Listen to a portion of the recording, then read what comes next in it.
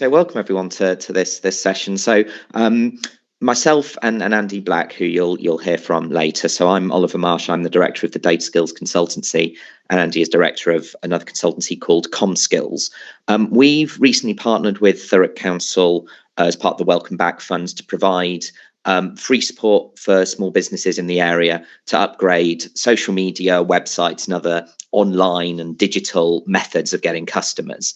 And the presentations so far have been very focused on the local area, building things, and sometimes digital and websites and social media can feel completely different. It can feel really abstract. It's out there in the cloud somewhere, and it doesn't feel very local or something that has a kind of place. And hopefully we'll convince you otherwise. And the social media and websites is actually really valuable for getting business in a place, being part of a specific location. And actually, in a way, social media and websites are closer to the old idea of the market stall than many sort of other things that have come since, like television and radio. So on that note, I'll hand over to Andy. Andy, you might want to explain these pictures, because these are great case studies that you picked up earlier. Yes, well, first of all, hello, everybody. Yes, in doing the research and liaising with the local businesses around Thurrock for this particular project, it was both really interesting and very insightful in terms of how some of the businesses, small businesses, are already using social media. So, for example, in the image here, you can see at the front, this is from a local butcher's called Reed's the Butchers. And they're already using an e-commerce website. They're using really good imagery. They're using a shopping cart. And on their website, they explain who they are. They explain what the team is. And they've also got a really good Google page. So when you search for things like butchers in Thurrock, up pops Reed at the top of Google. And then when you look at the profile and you look at the instructions and you look at the Google map, you can see exactly what you can get from Reed's the Butchers. You also get very inspired by the business because you can see the team behind it. You can see how they're presenting themselves. So as a branding tool, the integration of websites and social media and using it with Google is an ideal vehicle for small businesses to engage better with prospective customers and generate more business. Okay, thanks, Andy. So the structure of what we're going to be talking about today, we're going to do a first part that is kind of broadly about getting customers online. So sort of traditional methods of writing well and using pictures really well. I'll be talking about writing well, and Andy will be talking about pictures. Then we'll have a bit of a break, and then we'll do more sections on the kind of more technical side, the social media and website. But this isn't a technical session. This isn't designed for people who have technical skills. This is very much kind of basic skills session. Sort of the health warning before we begin, and it being a health warning, I get to use this, unfortunately quite grainy, but it's the only one I could find, a picture of Thurrock Community Hospital. The health warning is some of the things we're going to say seem really obvious, particularly when we talk about good writing and good pictures. A lot of you might be thinking, yeah, well, obviously I do that as part of what I'm doing already. But they're things that also get forgotten quite a lot. So it's quite useful to use what we're about to say as a bit of a checklist. Have I done this? Have I forgotten to do this? Some of the stuff we might say later might not make sense to you immediately. We're going to introduce you to some of the kind of buzzwords around social media and websites, words like algorithm or search engine optimization. You might not get them immediately now, but this presentation also serves as a good way that you can go and Google these terms if you need to, or as you start to use social media and websites more, you can go back and think, oh yes, I understand this a lot better. So beginning the first section, so creating messages that grab attention. You don't always need to have a big red read me now button. When you're trying to grab attention, you need to go back to basics. The first question when you're writing anything is, what do you actually want people to do? Now, seems an obvious question, but let me go through it. Lots of people think of advertising as things like this kind of billboard that we've got here for Lidl. This only really works if you're a large company that already has quite a lot of attention, because people can drive past your billboard. It's one of millions of billboards, maybe not millions, but lots of billboards that they've driven past, and they know they can get to a Lidl store or download an app.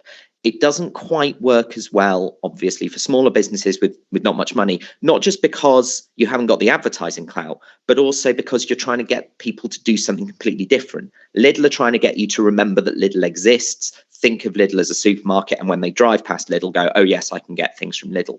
You are probably trying to do something a bit more specific and focused. So instead of a billboard, what you're trying to give almost is a map. So this is a map of a walking route in Thurrock. And you're trying to say to people, you want to do a certain thing, you want to get to a certain place, you want to buy a certain product or have a service. Here is how we can lead you there. Here's how we can bring you to our store or take you to our website or make the process of getting what you, the customer, want from us as easy as possible. So what is it you're trying to do? You can't do everything, of course. So are you trying to get people to come to your store and buy there using your website and social media?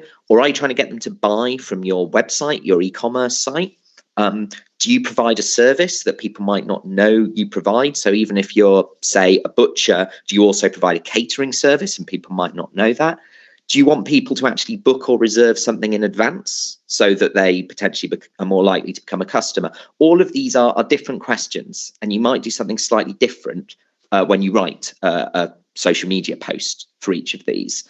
So you really want to make, as I say with this map, it really, really easy for people to get from looking at your social media or seeing a post on Facebook or whatever through to where you want them to go. So if you want them to buy in your store, you should be saying, find us near some landmark that they may recognize or somewhere that they may be going anyway. If you want them to buy online, you may want to say, well, here are some great deals on our website. And we're going to talk about this in social media later. It's actually best not to put the link to your website in the post because it does things with the algorithms that make it less visible. We'll come on to that later.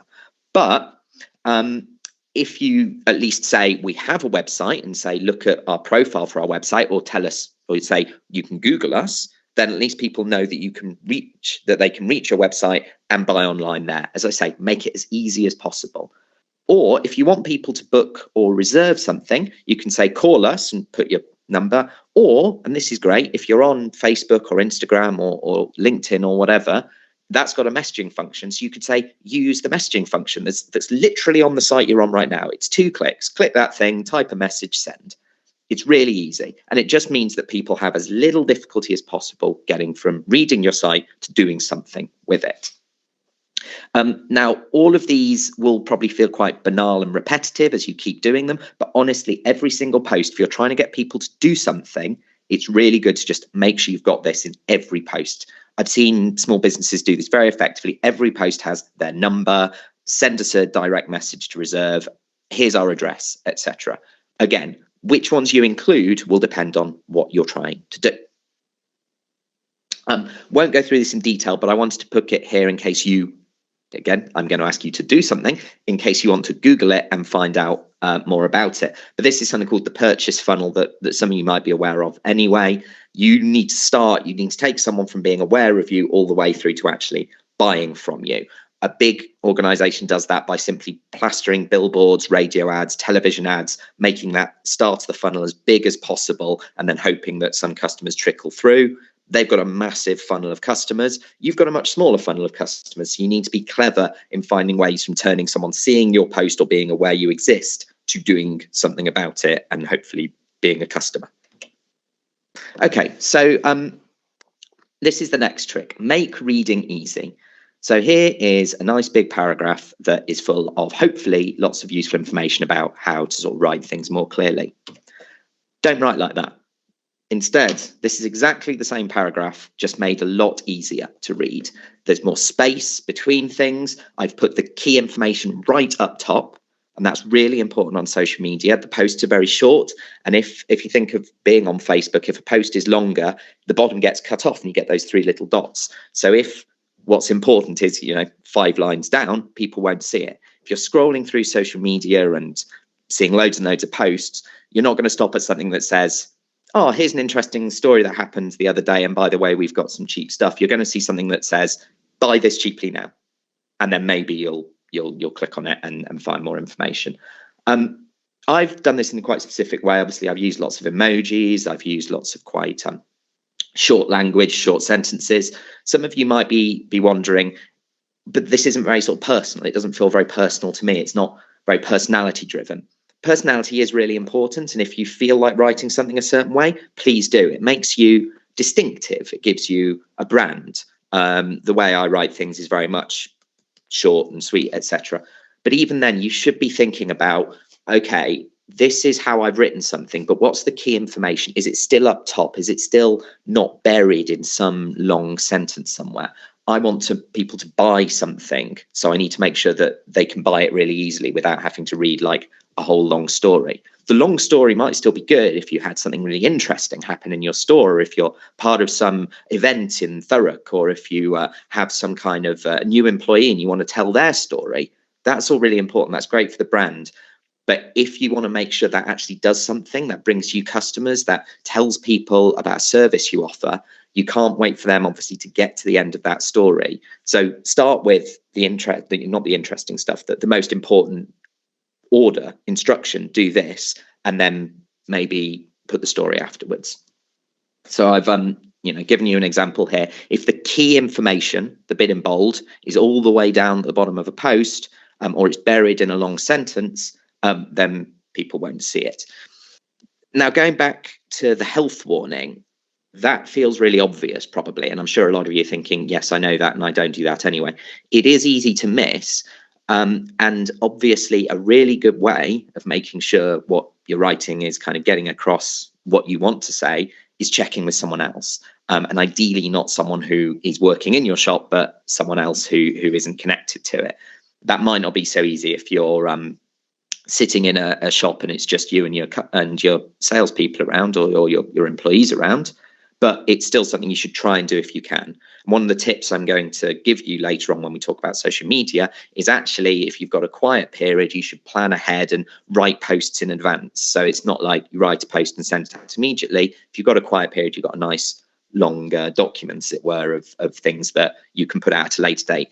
At that point, you might be able to say to someone, a friend or someone you trust, look at these. Do they make you want to do things? Do they make you want to buy from me? Do they make you realize that I offer a tailoring service or a fitting service or a catering service or something like that? And they may say, oh, yeah, but it wasn't the main thing I got out of it. Well, maybe it's time to rethink how you're writing it. And the final tip, and this is particularly useful for Instagram, is an image can also have text in it. And again, you know this, but it's not always, people don't always use it. So if you think again of, for those who use Facebook and Instagram and other social media, I mean, anyone who doesn't, I apologize that some of this might not make as much sense. I am assuming that everyone here has at least used Facebook. If you think of how the posts are, if they've got a picture in, if it's just text, it's sort of a centimetre or two. If it's got a picture in, you get an extra few centimetres. So you can have an image that's just written text or has a hopefully not distracting background. And if you get a lovely customer review, I've seen this done a few times, do it as like a nice big image. So it's not just people having to read small text, they read nice big text embedded in an image with background colors that match your brand or your kind of your design. And it just means people have more, it's easier to read, and it means that they are seeing something for longer as they scroll because the image is bigger. But as I put here, make sure the text is readable. Some color text on some color background might be readable to you, but not readable to everyone. There's this great website, webaim.com, that basically you put one color in of text and you put a color in a background. It tells you how readable it is, not just for everyone, but sort of people who are colorblind or people who don't see very well. So I'm quite lucky. I've got good eyesight, but it means that I'm not very good at judging whether something's readable. So this website is really helpful for me. So that was a fairly sort of quick whistle-stop tour through how to engage people with writing. So to summarize, have a clear aim in mind, what you actually want people to do. Though if you want to put posts out that are just kind of nice, sort of telling a story, being a bit personable, that is also fine. Like, not every post needs to do something, but if you are using social media or a website to get customers, then you should be thinking about what it is that you are doing with those posts and making sure the posts do it. And sometimes you just want to post something fun. Obviously, that's totally fine. Gives you a bit of personality. But if you're thinking this is fun, and also I'd like to get some customers out of it, maybe put the customer bit up front, unfortunately. So first thing, make sure you know what it is you want to do and make sure your post makes it clear and easy how people can do that. Second thing, make sure your text is kind of divided up, nice short sentences. Maybe use, as I did, like emojis to break it up a little bit, give it a bit of visual appeal. And the third thing on visual appeal is don't just rely on the obvious kind of type this, press enter, use images and put some text in the images. I've seen lots of sites where and small businesses where it's kind of caption up here and then the image is something interesting, but the image itself could have had like a nice little bit of text on it as well. So I hope those are useful. I will pause for sort of 5 minutes or so of questions and then we'll hand to Andy for images. I see that Shmuel has put a question in the chat already. According to us, getting customers via social media and websites can support small agricultural farms and ensuring inner food security countries. I think the thing about social media and websites, and Andy, you might want to come in on this, is they are very flexible. And we'll come on to this later. There's a huge variety of social media, all the way from LinkedIn, which connects business to business, all the way to TikTok, which is about kind of fun videos. There's a huge variety, and these are tools for you to use as you see most effective. It's just about making sure that you're using them well. So, lots of people use Facebook like it's a billboard. They sort of just put like, we're a business and we exist, almost like, that Lidl sign earlier. And that's just not going to be effective. So I have seen LinkedIn used really effectively for, I think, the kind of question that you're asking of businesses contacting other businesses or engaging with other businesses or finding social entrepreneurs or similar who do work on things like food security. In fact, just before I logged on this morning, I saw someone I know on LinkedIn connecting to an event about meat-free futures, because that's something she works on. So LinkedIn is quite specific to that kind of thing, but it's really useful. The key is to make sure you know what's available and how to use it well. If I might just add, I did a project with Vodafone some years ago to do with food security in the emerging economies.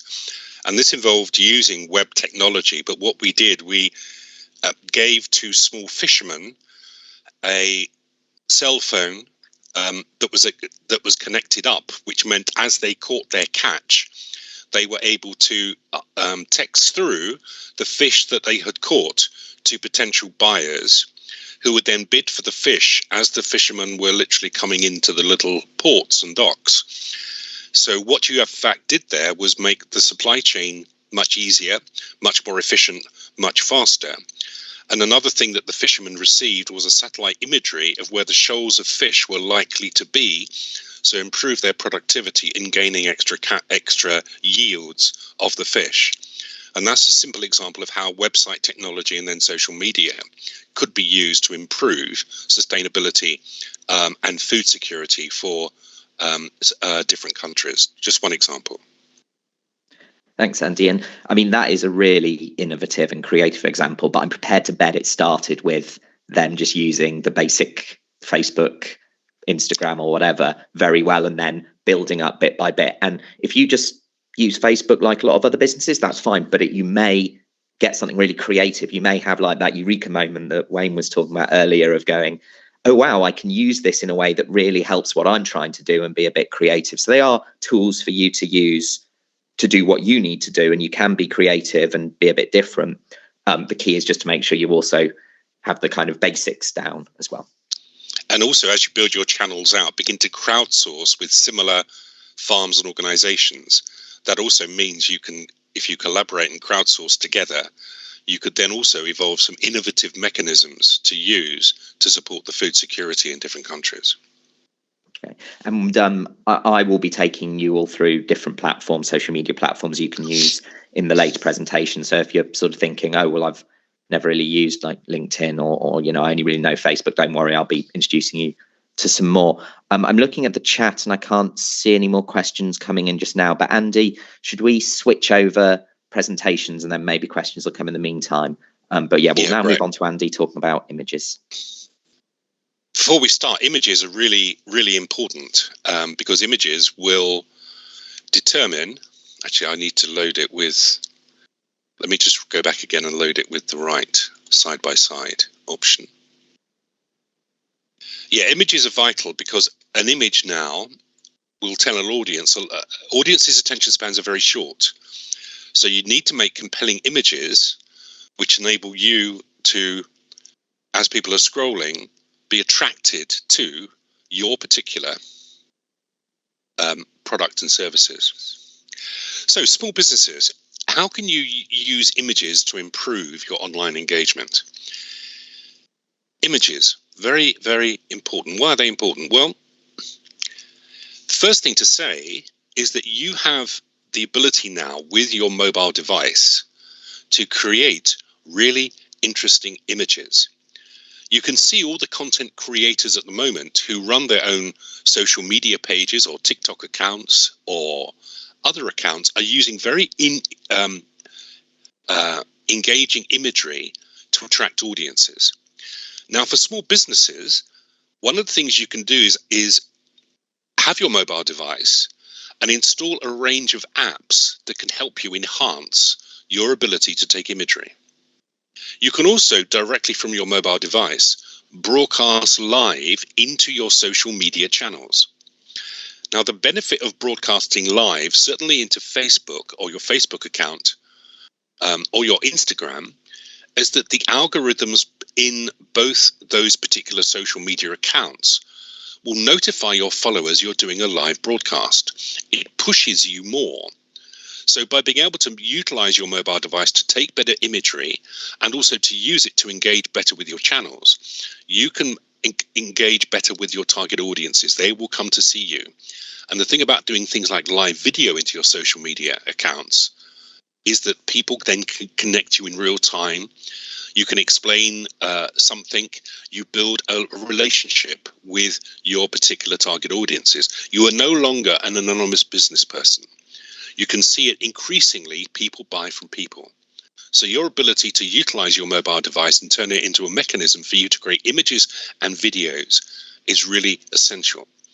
One of the key things you could also do if you're preparing an e-commerce catalog is get a very low-cost light box. And essentially that's a box you put your products in, but it basically covers them with or lights them perfectly.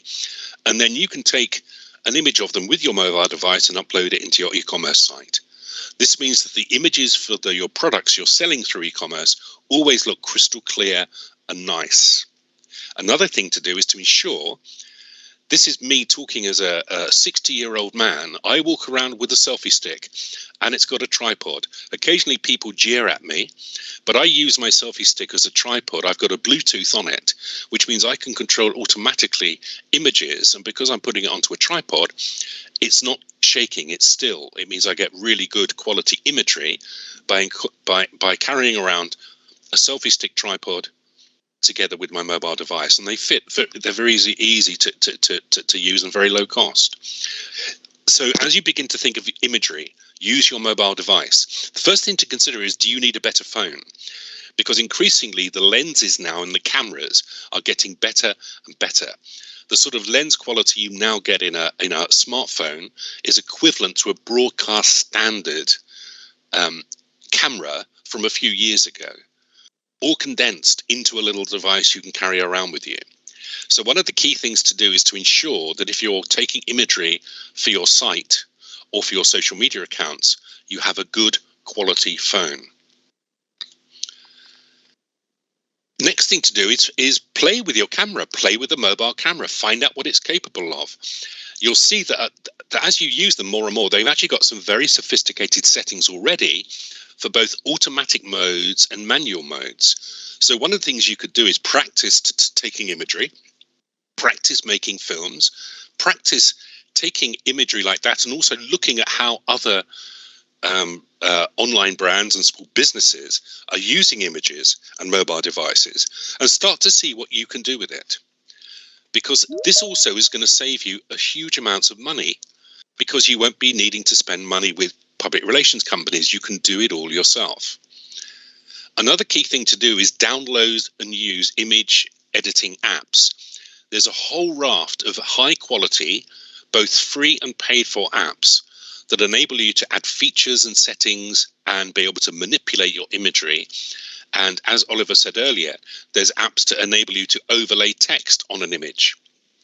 And you've all seen how effective things like memes or memetics are at getting shared across social media channels. So an easy way to add captions onto your images is to download an app that enables you to do that. You can do all other features as well with the editing apps that you can download. So as you begin to use your mobile phone more for taking images, for making films, for editing images, for editing videos, for uploading videos, it'll become a standard way that you start to create image-based content for your channels. And you don't need to spend loads of money with professional PR companies. You can do it yourself. One of the key things is the Lightbox. I think these are very low cost to get, but it means you can standardize and your images look great on your catalogs. So certainly invest in getting a Lightbox. And the selfie stick, tripod and Bluetooth combination, once again, very low cost to do. They can fit into your briefcase really easily. And it just means that you can shoot and create video anywhere. And you can upload from anywhere. So if you always have that on you, it gives you the capability to take images, interview clients, interview a whole, create images, manipulate images. You've effectively, on your mobile device, got a whole tool to create images that will work, that you can use on your website and your social media accounts. So the key thing about images, it enhances communication and engagement. The thing about images is, for an audience viewing them, is they tell a story. As you're browsing an image, if you can make the complex easy to understand and tell a story, first of all, you trigger an emotion or a memory in an audience, because a story will trigger a memory or an emotion. So already, as your audience views a particular image, they're already in their mind's eye having a memory brought back or an emotion about an event. So, for example, here, even very simple things like what Reed's Butchers do. They design their e-commerce web pages, and the actual Christmas hampers or Christmas meats you can buy are all laid out in a beautiful image. So you as a viewer scrolling through can immediately quantify the number of people who are going to think you can, in your mind, you'll be thinking, how many people I have here for Christmas? Oh, that looks like it's a good value quantity of meat to have. And look how well presented it is. So in scrolling that image, the audience is thinking about Christmas, thinking about numbers of people who are going to turn up. They've got all that conveyed by the simplicity of an image. And because the image is beautifully presented and laid out, and you totally understand what the image is, when you then scroll down to purchase or find out more, you will get more engagement. So images enhance communication and engagement. They need to tell a story, make the complex easy to understand, trigger a memory or an emotion, and they also overcome language barriers.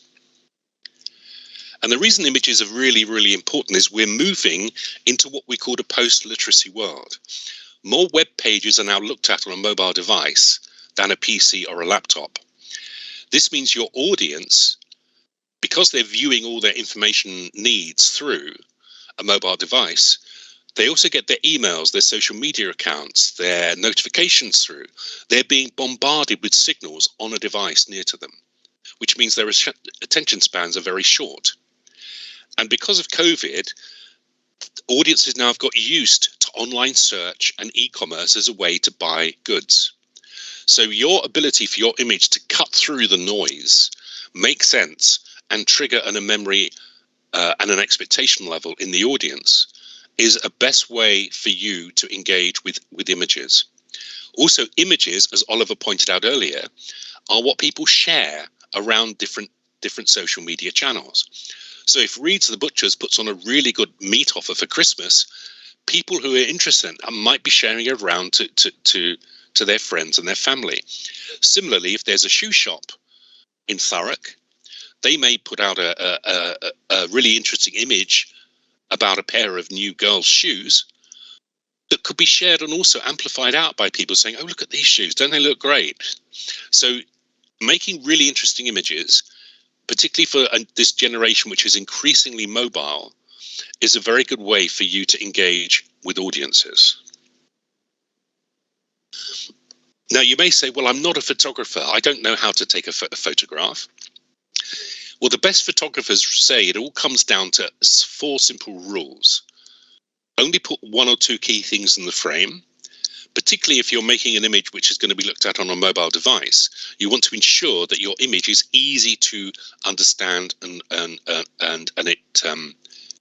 the audience can make sense of it. The other thing is to light it right.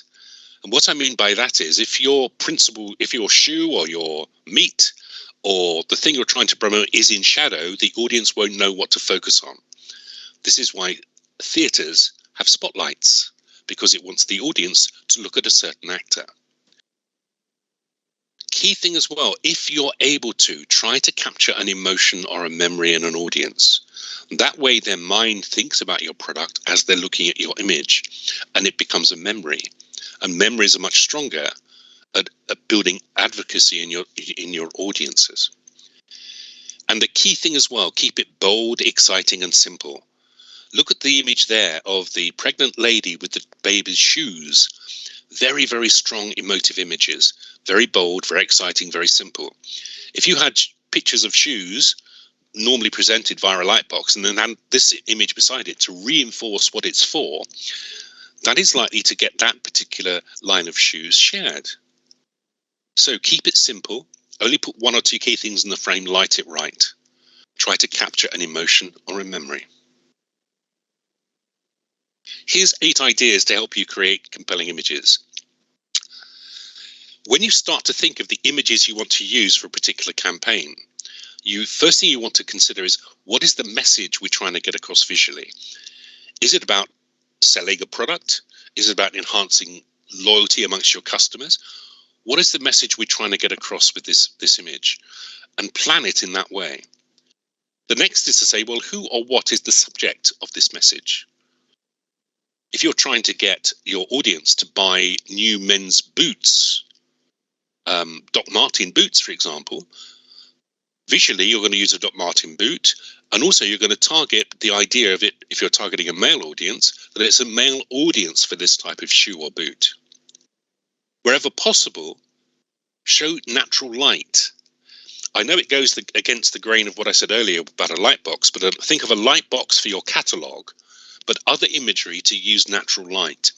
And the reason why natural light is useful is that it makes the image, it gives the image depth, and it makes the image look natural.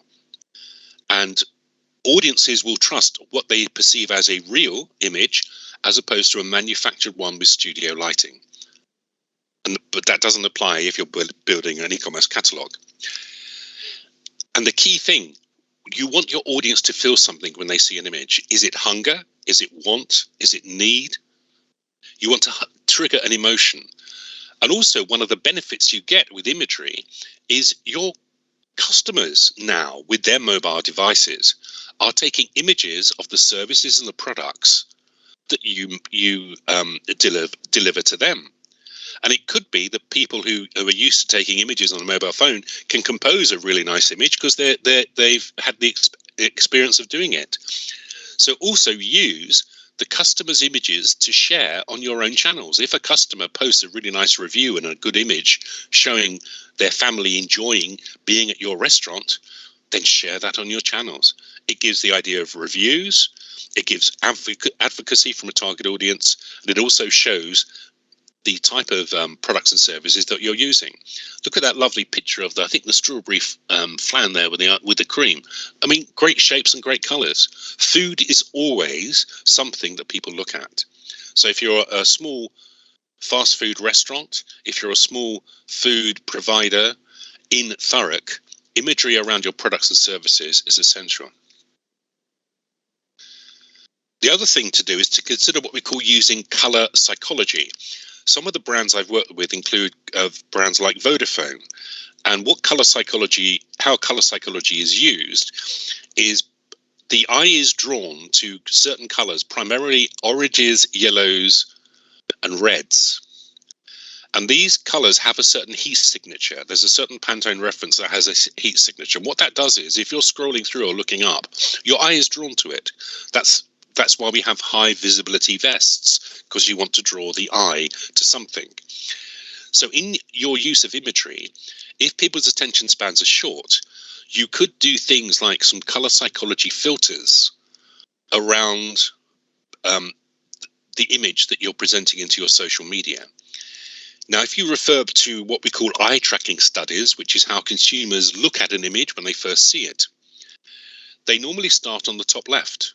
So one of the things you could do with your color psychology is start that idea of color filtering on the top left of an image, which you know will draw an audience in. It can also be done with emojis, as Oliver showed you, the use of emojis in the text of a social media posting, which also have the same quality. So by using space on the text of your social media account, by using emojis that breaks up and creates white space between your key things, and then having an image with color psychology built into it, you are drawing the eye to that particular image. Also, audiences like the compositions to be pleasing. They don't like too much disorder. They like symmetry. They like shape. So ensure if you're taking an image, it is pleasing to the eye. Another thing is, does it have an interesting viewpoint? Do you give your viewer something to see that is non-traditional, as it were, that gives a different angle on something? That also makes it interesting if they're being bombarded with the same type of images from other organizations. And once again, does the image tell a story or trigger a memory? Because that's the key thing about trying to influence audiences with images, is you want your product, your service, your message to be a memory for the audience.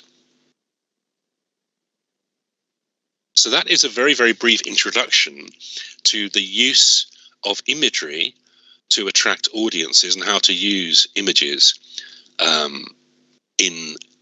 for small businesses. Does anyone have any questions regarding the use, how to create and use compelling images? While Emma's typing as well, I'll also just make the point that what Andy was saying about don't make images cluttered, focus on the one key thing. That's the same as text, really.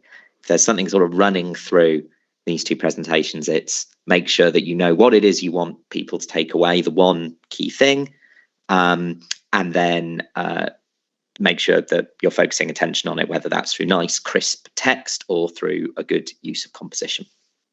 No, above all, it's about attention spans, and audiences don't have much attention. The average reading age now, the average reading age in the United Kingdom is age 11. So you've almost got to gear your vocabulary to keeping it simple, keeping it spaced, and making it visual.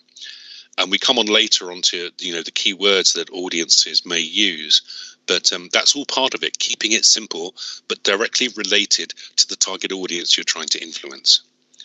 Emma McCulloch says, hello, Emma. She says, really interesting. I never thought of photos like this. The lighting is needed for good photographs. Absolutely. Lighting is a really interesting thing because it directs you as the viewer to look at something. And I can't stress enough how important good lighting is. Even here, for example, if I turn my little studio light off, he says, trying to grab it, you'll see the impact. Suddenly I'm put into shadow, which I won't do. But lighting directs you as the audience. So lighting, that's why shops have lighting and everything else. Lighting is absolutely fundamental. Any other questions on how to create interesting imagery? I'll add on lighting that, as I'm not a good photographer, but years ago I did try and get better at photography, and it was something I had to keep trying and failing at and trying again. And eventually, it's hard to put into words, but you just get a sense of how to get good lighting. But it certainly took me a couple of attempts to do it, but it was worth it. It's worth it, and I think you can see when brands take, because also your audience, if your products aren't shown in a way which is appealing to an audience, they will move on. Their attention spans are so short now. So you've got to think of all these factors. And also, if you're mastering that technique, you'll get better and better and better at it in a very short space of time. And you will also see that improvement coming through on your brand, because your images will be so much better. You'll start to be critical of logos and shapes. And that starts to instill almost the subconscious improvement right across your brand. So with the words being shortened to be focused and the images being clear, you're creating a mechanism where audiences can easily scroll through and understand what your business is, what it does, and what it's selling. So this section is about social media made simple. we're really conscious that when you're running a small business, doing social media is not the highest thing in your priorities. Even as someone, so my business is all about, you know, data and advertising and marketing and analysis and digital technologies, and I really struggle to you know, prioritize social media as much as I should. It is hard sometimes to find time and to know how best to do it. And the platforms themselves keep changing and technology changes. So it is hard to keep up with it. So this presentation is all about making it as simple as possible for you. So I've put here 8 platforms you may be familiar with, maybe not familiar with. There's loads more. So the first part, we're going to be talking about what social media actually is and why use it, what is special about it. And then we'll talk about which platforms to use. That will vary between businesses, but I do have some kind of broad general suggestions of what to use and what to avoid. And then part 3, we'll have some more specific tips about creativity, time saving, and other things that are important, obviously, for you in your day-to-day work. The other thing I'd say, by the way, is if I'm going too quickly or giving you too much information and you'd like me to sort of reiterate something or re-describe something, please put that in the chat as well, because some of this, as I say, we are going to talk about things like algorithms that you may say, I didn't get what you just said, can you re-explain it? So please feel free to do that. So what actually is social media? Well, on the left, you have a traditional website. It's the Thurrock Enterprise Week website that many of you will probably have seen, because that's why you're here. A traditional website, you type in a web address, you go to Google and you get the website, and it looks the same for everybody. It's like a newspaper, it's like a billboard or a television program. Everyone sees the same thing. Social media gives everyone a personalized and an interactive experience. So social media looks different for everyone, and the way it looks partly depends on how you engage with it. So by commenting, writing stuff, making posts, sharing things, liking things, you're changing how you and other people see social media, which is a bit weird. It's a bit like if I went and stared at a billboard, it would change if I saw that billboard more in the future, or if other people saw that billboard instead of something else. It's a strange idea, but we've kind of got used to it, I think. So social media is interactive. So users can do loads more than just read. So just to be really basic about it, and sorry if this is too basic, but the key ideas of engagement that people use, this term engagement, is things like liking and commenting. So here I've written a sort of fake comment. I had a really great experience, would recommend. And if I wanted to, I could also click like. There's also direct messages that go to only that personal business, so not everyone sees them. And then there's also just the ability to join, follow other pages like the Thurrock Council page, find a local page, post in that, talk to other people through those kind of local groups or groups for a specific interest, all of which are super useful because they help you as a user find things that you want and engage with things that you want. So by liking certain things, when I go back to my social media will show me more of it. So it makes my social media ideally better for me because I've told it what I like by liking things or commenting on them or talking to people. And then my social media will go, okay, let's give Oliver more of that. And it also, and we'll come on to this shortly, it also gives that sense of being able to actually talk to people rather than just receiving information. The key for you as a business is how to make it so that those conversations and those kind of things that people are seeing and the way that people are liking and commenting works for you, gets your content in front of other people.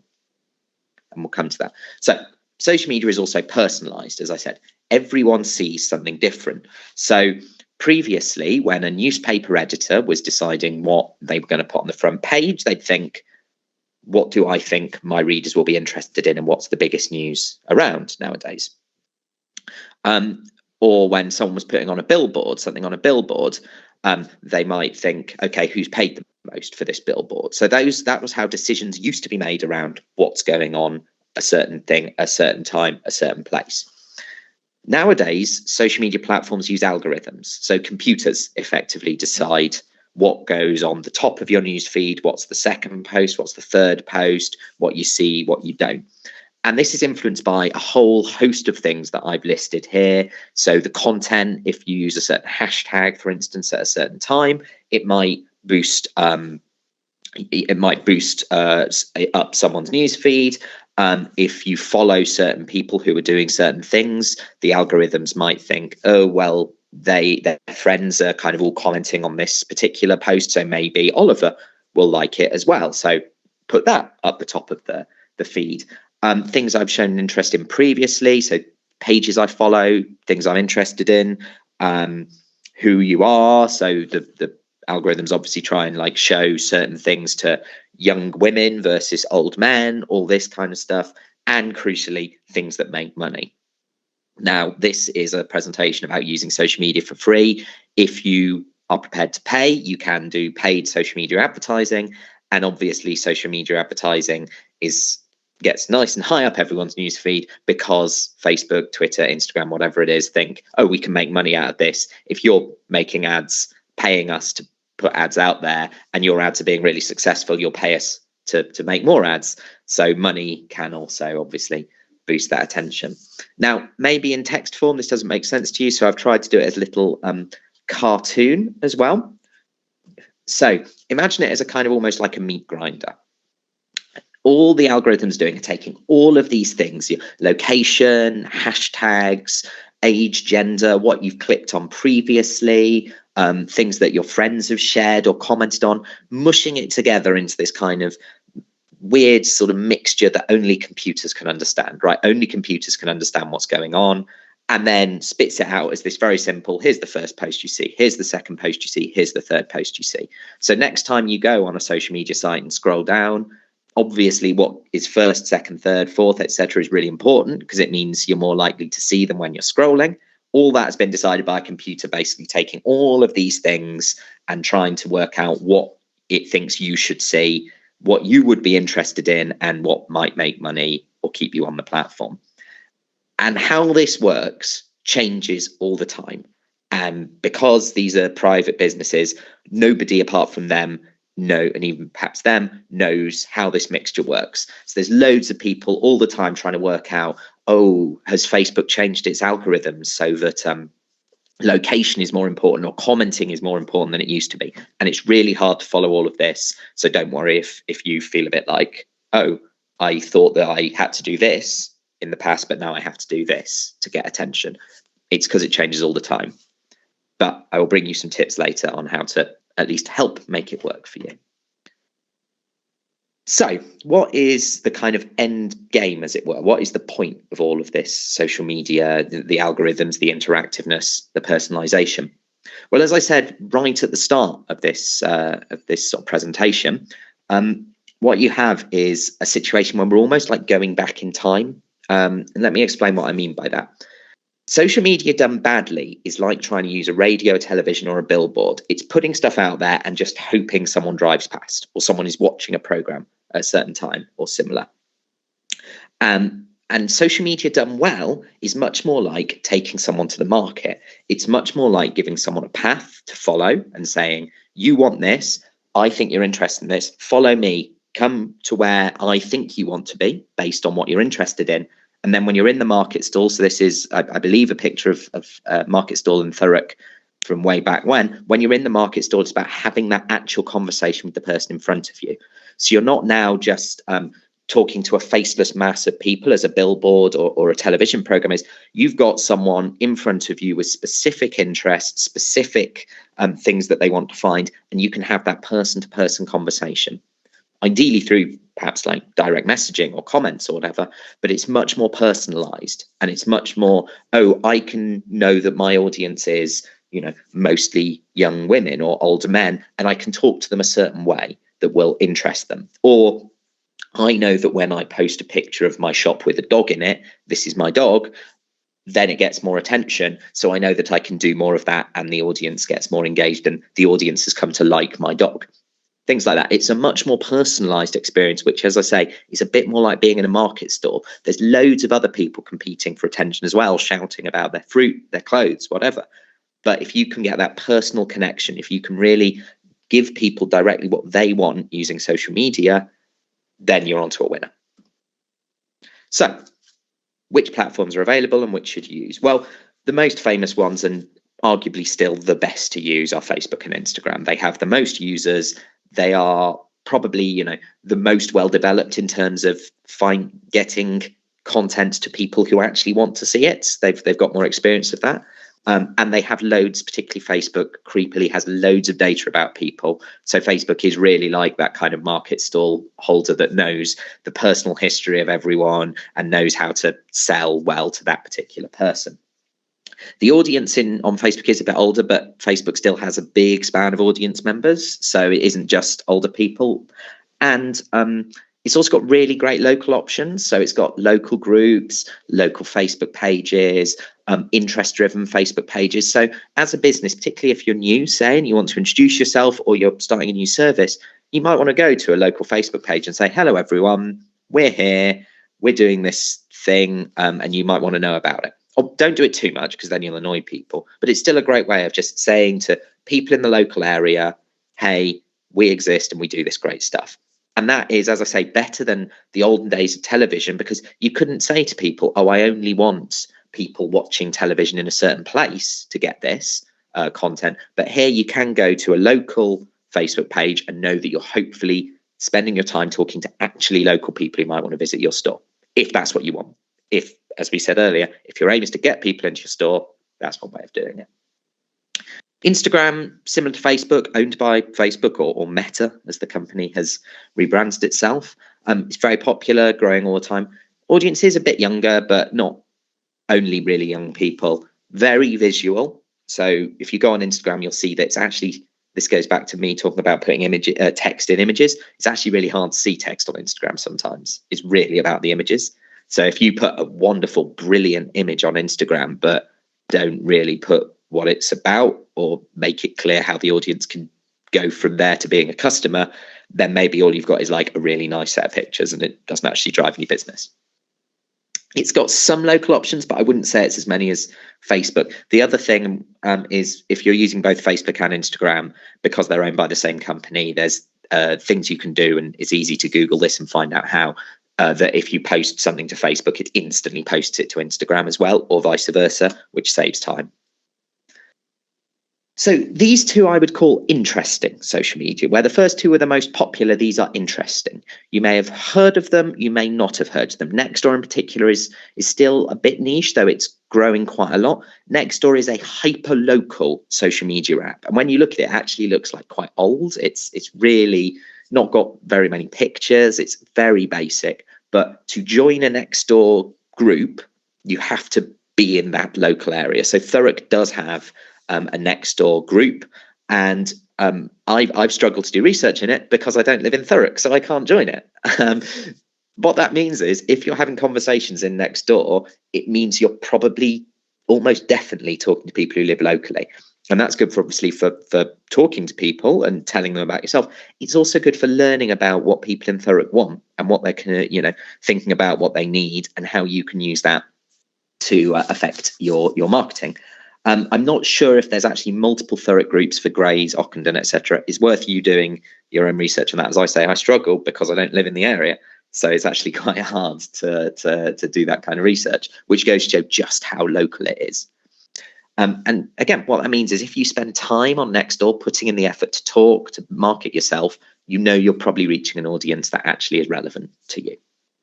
Pinterest, bit more famous, bit more long running, still not like as famous as Facebook or Twitter, though worldwide actually has more users than Twitter, interestingly. In the UK, it's not, Twitter's more popular in the UK, but it's not, Pinterest isn't miles behind. Pinterest is an extremely visual platform. It's very good if your business is something like a florist, or if you make curtains or perhaps clothes. And if you get good at the kind of imagery that Andy was talking about earlier, Pinterest is actually quite good for marketing, because people go to Pinterest a lot of the time when they don't know what they want, when they just want something, they want to design their new room or something, or they want to refresh their wardrobe. They go looking for inspiration and ideas. So that's a really good potential market to capture. Though contrary to Nextdoor, it's not always easy to kind of make sure that you're finding local people. But if you've got an e-commerce site and you can post it to them, great. So yeah, thoroughly recommend looking up Pinterest if you've got a real kind of visual appeal to your business. Now, these are social media sites that I would say are difficult. Twitter, lots of people have Twitter. Lots of businesses have Twitter. Twitter is really, really hard to turn into customers. It's really hard to get customers from Twitter. And it actually hasn't got as many users as people think. Now, I'm not anti-Twitter. I personally really like using Twitter to get news and information. I can't think I've ever spent any money on anything I've seen in Twitter. It's really hard to reach the right people. If you happen to have a celebrity endorsement or some kind of connection, someone who's got a large following, Twitter works really well. But otherwise, it's not a bad thing to have a page, perhaps. But to be honest, I might be wrong. You might make Twitter work for you. I think it's really hard and maybe not worth putting in the time to create stuff specifically for Twitter. TikTok, you might have heard about from the news. It's growing super fast. I think it already has more users than Instagram. I want to say, and it's not been around very long. Loads of younger users, but at the moment it is quite competitive. It tends to be really about if you have to grab people's attention in the first half second, pretty much. And there's loads of like really talented, smart creators out there. So if you are a talented, smart creator, it might work for you. But unlike Facebook or Instagram, where you can create fairly kind of low level, easy to make content and still get attention because you're reaching the right people, TikTok, it's really about like who's got the best content. So it can be highly competitive. Again, you might make it work for you, but if you're going to put time into it, I'd really make sure you've got plenty of time to invest in it. And then finally, some more useful social media sites, or maybe useful social media sites. If you've got videos, if you're making videos, YouTube is a bit like Twitter. It's hard to reach the right people because there's so much content on YouTube, but it's also a really easy place to store videos. And then if you want to share them with people, it's just a nice place to almost like save them, have them there, and then maybe people will stumble across them. It's really, I'd say YouTube, super easy to use if you're already making videos. And finally, LinkedIn, if you're doing business to business work, or if you want to engage particular kind of local businesses or other businesses that aren't local but are specific to you, LinkedIn is really good. A lot of people think of it as only a place to like find jobs as an individual. It isn't. There's loads of businesses talking to each other. There's loads of ways that you can form connections. I think myself and Andy originally started talking over LinkedIn, and here we are today. And also because it's really like geared up for businesses, it has that kind of information that you want, like location. Are you a local business? Here is where you are. Are you in a certain retail sector? It's easy to find you. So maybe if you're trying to find like quote unquote like normal customers, if you're just trying to sell your shoes or your flowers or similar to people in the area, LinkedIn might not help you. But if you're a business that is trying to kind of work with other businesses or wants a supplier or similar, LinkedIn might be really helpful for you. So those are 8 platforms. There's hundreds. You can lose an entire lot of time researching ones for you. As I say, I think the ones to think about mostly are Facebook, Instagram. If you're very visual, Pinterest, Nextdoor, I would thoroughly recommend looking at. So to finish, some pretty simple tips that you can use hopefully today or over the next couple of days. If now a lot of the time, as I said, people go, well, social media takes so much time. I have to kind of think about things and post things and I just forget for a few weeks, and then my engagement goes down because I haven't posted for 3 weeks, and then I post once in a while and it never gets any engagement. So with social media, it is good to post fairly consistently. That does make the sites think, oh, this is someone who's worth putting onto someone else's newsfeed. But it can require a little bit of forward planning. I know I personally, post a bit and then I get super busy. And then I, as I say, just sort of forget to schedule content and stuff like that. So the best thing to do is if you have a bit of a downtime, a quiet period, which I know many businesses do, particularly if you're seasonal, just prep and plan social media content in advance. So you're not making a post and then posting it and then a week later go, oh, I need to make another one. Make loads of posts in a row, just save them all in a Word document or similar with some pictures, and then think, okay, this week I'm posting that one. Halfway through the week, I'm going to post that one. Maybe next week I'll post that one. If something special happens in the meantime, obviously make a post about it. But otherwise, you've just got lots of, if you need to take photos, take loads of photos all in one go. It's a nice day outside, so make sure you're using the light all in one day. You've got nice bank of photos. You can just keep putting them out bit by bit. If you think your content is good, you can write loads of posts and give it, as I say, to someone else to check and think, does this work? Then you've just got this nice bank of material that you can just slowly drip feed out, and you don't have to think, oh, I haven't got an hour and a half today to go out and take lots of photos and make a post, because you've already done that previously when it was a bit quieter. As I say, if you use Facebook and Instagram, there's ways of saying, oh, I want to post that to Facebook. I also want to post it to Instagram at the same time, or do it as an Instagram post and an Instagram story, a Facebook post and a Facebook story, or similar. Again, maybe that works for you. If it's stories are basically stories are, you can see, your audience can see it, but only temporarily. So maybe if it's an offer you've got on right now, you want to post a story to make people aware of it. As I say, Google how to do that. It's pretty straightforward, but I don't want to spend time taking you through step by step now.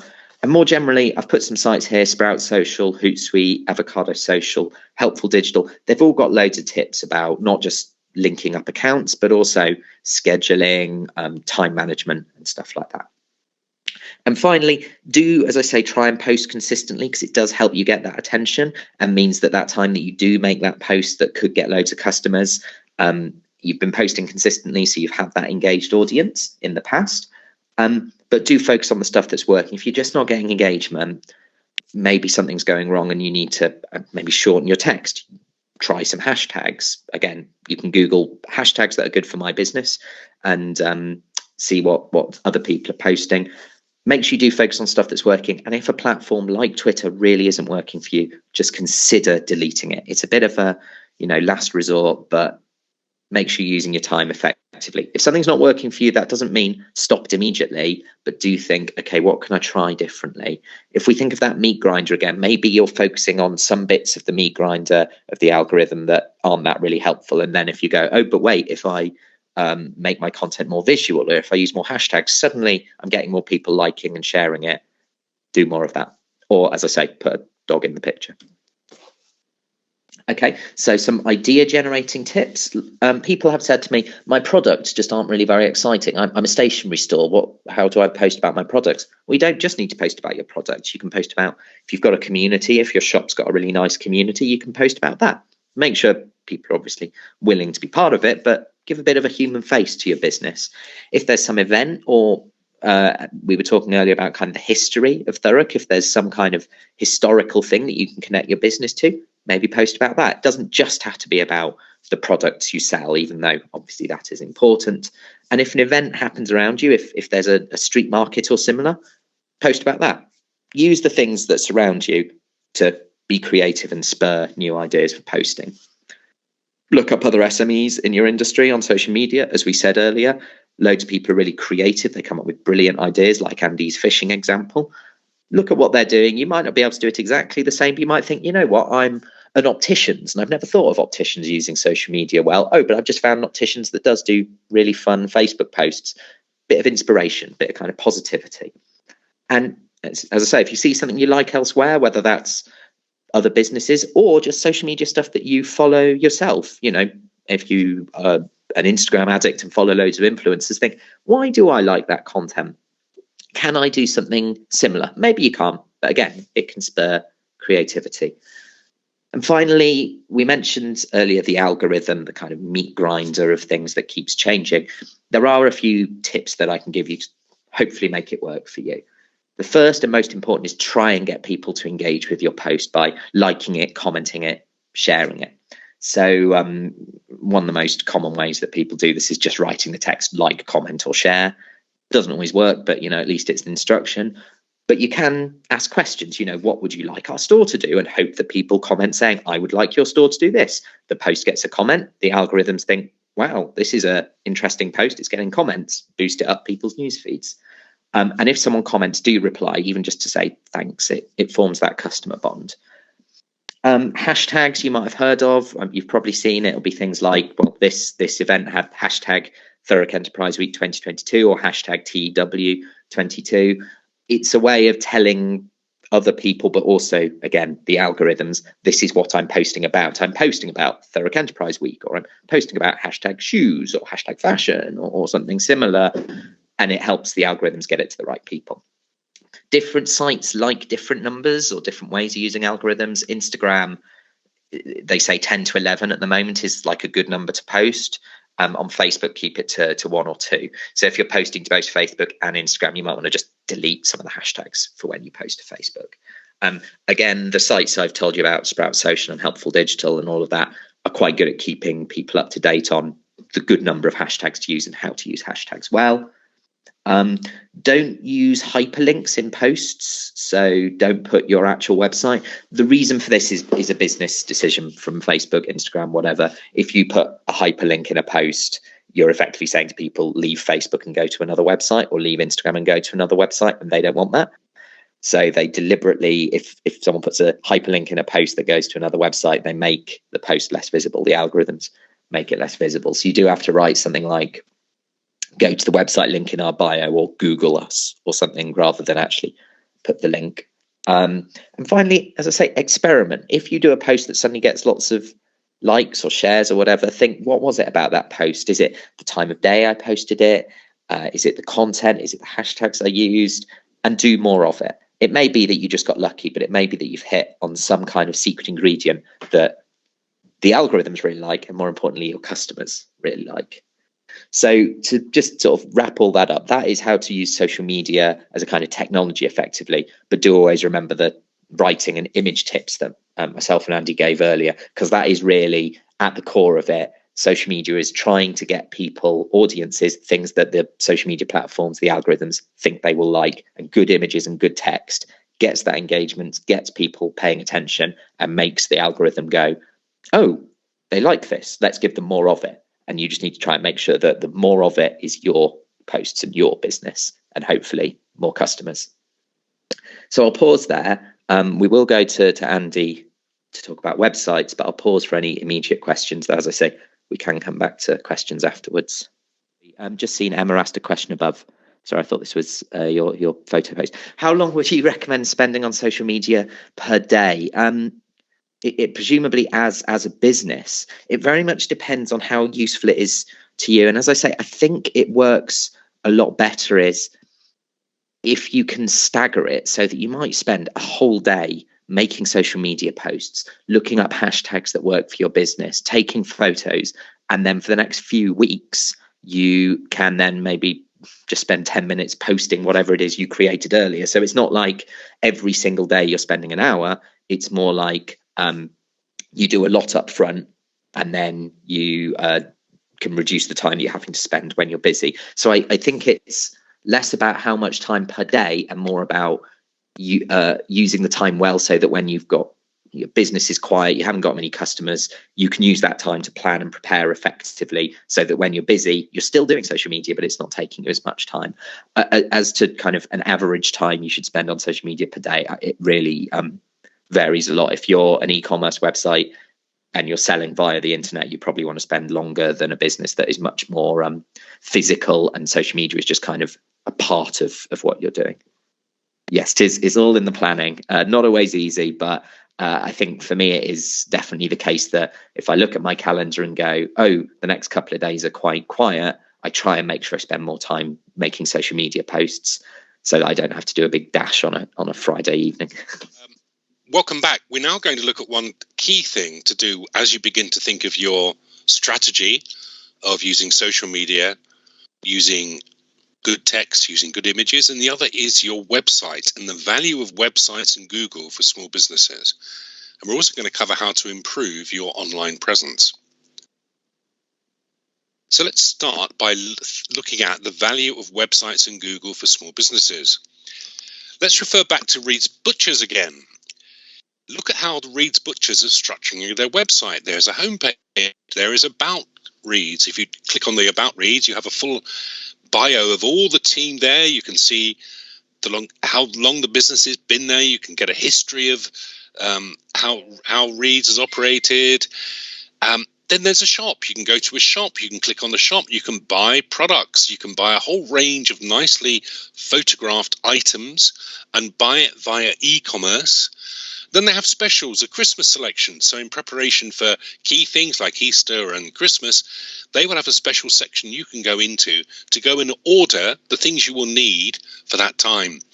Then they have a special sort of offers one area also to go into. And then encouraging trade, they have a savers club.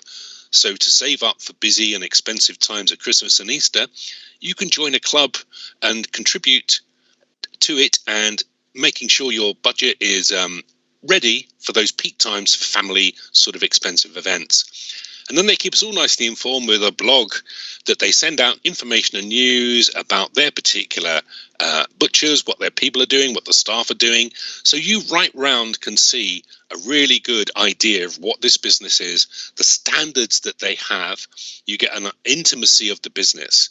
So you coming across this and are about to spend money buying meat, you will trust this butcher. You will say, I like the look and feel of that butcher. Also, they're on Facebook and Instagram. So they can also share that and share the imagery into these other social media channels. And if you want to contact them, you've got the phone number at the top. You've got a specific email that you can go to for sales. And there's a nice contact button. And the thing about it, they control this entire website. So Reeds actually run this all themselves, and they control the content that goes on it, and they can brand it according to how they want to be presented to their target audiences. So you can have full control of your website. Also, what Reeds have done, they've created their own Google business page.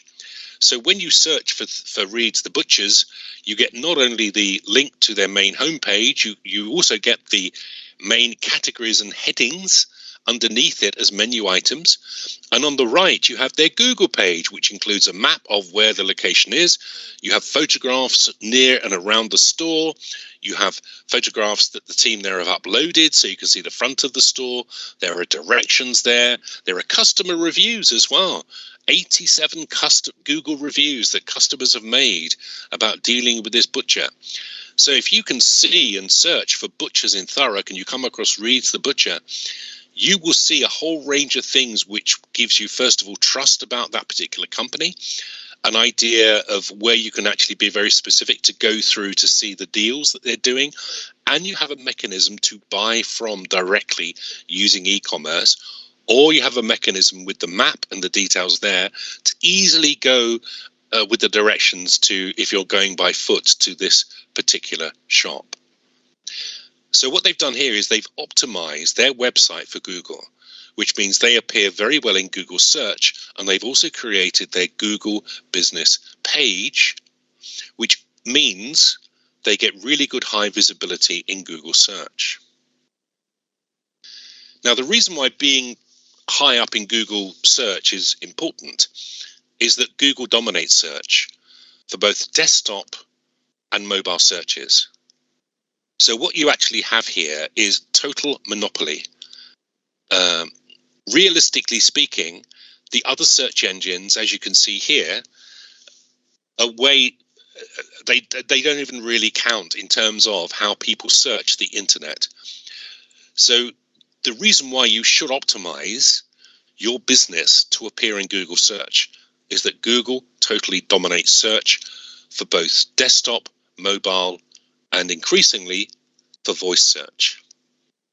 So that's why you want to optimize for Google. They are total monopoly in search. Another key characteristic of why you want to appear well in Google search results is that the top 5 organic search results for any particular query get 65% of the click-throughs. So if your business is on page 2, you will hardly get any clicks from search. So you want to make sure you're on that front page of Google, because that's where people are going to browse and click. Think of your own behavior. When you do a Google search, how often do you go to page 2 and 3? Fairly rarely, I would imagine. So the key thing is optimize so you can be sure on specific searches relevant to your business, you're going to appear high in the search rankings with the results. Now, the way the Google algorithm ranks websites is based on a number of factors. And I'll go through how you can measure that for yourself fairly simply in due course. One of the key things to point out is that the local side is a really top signal. And what we call local is the idea of having a Google business page set up for your particular organization. It's about linking through to all the business directories, because the business directories have a very high domain authority. Google will index them. So if you've got your high ranking website, if you've got your own Google business page, if you've gone into the directories like Yell and Yelp, when Google, and also if you're getting good engagement on social media, when Google comes to index your particular site, it will take all those factors into account with its ranking. And local represents around 13% of the value of the ranking that your site will have. So it's a critical part to ensure that you've optimized your site around all the local measurement mechanisms. Now, around the other taking care of the local, a number of key areas to take into account when you have a website to ensure that it performs very well. And I'll go through them in short form here. One of the key elements is infrastructure. You want to ensure your site is hosted on a good, fast site. You want to ensure that it's mobile responsive. Increasingly now, Google will take the mobile index as its primary index when it assesses a site from a search engine optimization perspective. So at the back end, on the technical side, you want to ensure it's hosted well with a reliable company. You've got an HTTPS certificate, which is the security certificate you need to do transactions and keep your site secure and encrypted. So you want to ensure you've taken into account all the infrastructure elements, because that also has a high effect on the ranking signal. So having dealt with the infrastructure and the technical, you also want to ensure your content is optimized. That means the keywords that your target audience uses are represented in the text that you're using on particular pages and descriptions. It means making sure your images are high quality, but are compressed enough to look good, but still have the appropriate tagging on them. You want to ensure you're updating your site on a fairly regular basis with fresh content, which enables the Google to come along and say, oh, this site has been refreshed so many frequently, therefore it's going up in my particular ranking for this particular site. You also want to try to get people to comment, reply with the social media, to make comments on your site, to vote on you, to get customer reviews. A key thing is getting customer reviews, which you can do on Google for your particular business. All this gives your site and your business trust in the eyes of the Google algorithm.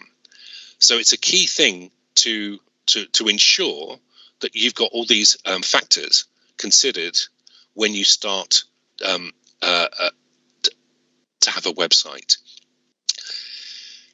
Now, let's just let Janet in. Janet's just waiting in the lobby. A really interesting thing is 46% of all Google searches are local. And remember, the top 5 search results get 65% of the click-throughs. Now, what's another interesting factor is that the majority of small businesses have not yet claimed their Google business page on Google. So I would say don't miss out. Ensure your sites are optimized for Google. Ensure also you have your Google page set up with the Google Maps and customer reviews. All this has an impact on your ability to feature high up in Google search results. So how can you ensure your site is optimized and will appear well in search? Look here, for example, in a search for butchers in Thurrock. Up comes those butchers which have a Google page. Up comes a map showing you the map and location of all those particular butchers. You will see business directories. All these butchers have got their accounts set up in Yelp. Each of them has a Google page, and all of them have customer reviews. And the first 5 results will get 65% of the click-throughs. So if you're a butcher in Thurrock and you haven't done this, you're not going to be in the top results. You're missing out on 65% of potential click-throughs. And this applies right across the block for every type of sector, every type of business. So if you haven't optimized yourself around these things, you're missing 65% of search click-throughs because you're not going to get in the top results. It's as simple as that. So how do you get in to improve your online presence? Well, first of all, it doesn't have to be expensive. There's a tool that I use called Yoast, and what Yoast is a free WordPress plugin that I simply install in my WordPress site, and it guides me through every particular page to suggest improvements to improve the search engine optimization. And what I would do is let me share the screen to give you an idea of what that is. So here, for example, is my web page. This is a web page from my website. What I'm going to look at is a particular page called, let's call it course list. And when I click on my course list, up comes a menu of the content that I've added. As you can see, as it's WordPress, it's a normal Word document. You'll notice there's a green button at the top beside the letter Y. This is Yoast. As I scroll down, one of the things I get at the bottom of my page is this section here called Yoast Seo. And it guides me through setting up a focus keyword for this particular page. It then encourages me to fill out what I call the preview in terms of the metadata and the words which are associated. And then it guides me down, giving me green lights where I've done things well. It will also identify problems that need to be corrected or improvements. So here, for example, it says key phrase density. If someone's trying to search on that particular keyword for this page, I'm missing a trick because I should have another mention of that particular word on this page. It also shows me that I don't have what we call an alt tag on the image, which also is a ranking characteristic of Google. So what I can quickly do is come up to my particular page, click on the image I've got, go to edit, and then I can go to the alt tag and I can change it from an alt tag which is wrong to an alt tag which is right for the page. So what I've done here is I then update it, and that page is updated. As I now go down to Yoast, you'll see that is now corrected because I've got in the image the metadata is correct. So I can use this sort of tool to ensure all my pages are really well optimized for Google. And if I go to all my pages, I can see beside them all where I'm appearing in terms of SEO, what work needs to be done. So for all your different pages, you can come along and choose to go in and update, add, and enhance your particular pages. And this can be for particular web pages. If you're running events, you can also employ Yoast across this. And you can also see here with the traffic lights, ones or sections I could improve.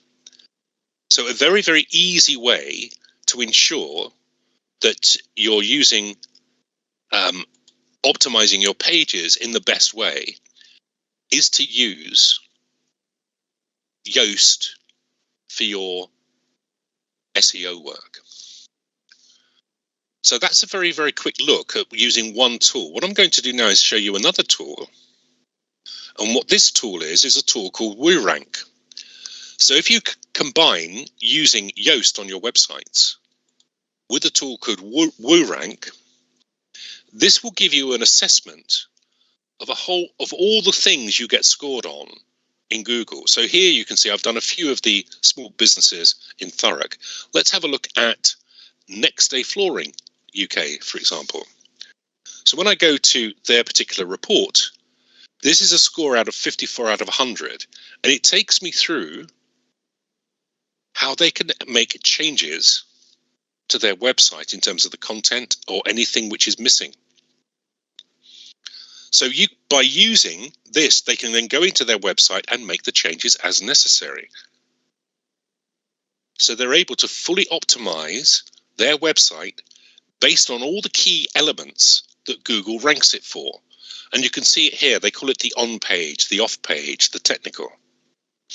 So by combining Yoast on your website and then doing a review with a tool like WooRank, what you're able to do is ensure your site appears very well for the keywords, and you're addressing any potential errors that Google may have in indexing your site.